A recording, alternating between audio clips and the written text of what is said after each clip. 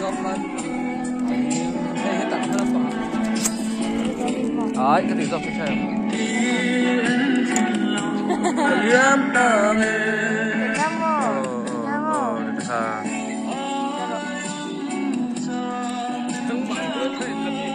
Kak. Mama tinikan, mama tinikan na.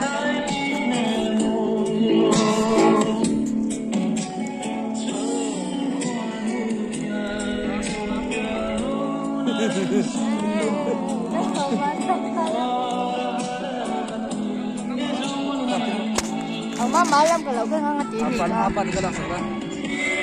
Bitui đen, liam suy lung lên, nắng tới lâu xin luôn rồi lên.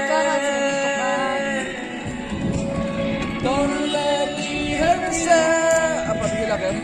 Lendo masih lâu, cảm động lắm, cảm động tuyệt vời. Ang hilin hết tại. Rồi được rồi. Cái đi của em. Một thầy. Sai cần ngày lâu. Có khẩu luôn nữa.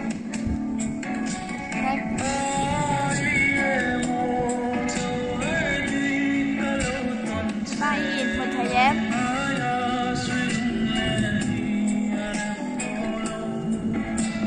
Dekat falak pa na lasak ra. Rồi em lâu lúc đó. Cái đi thầy.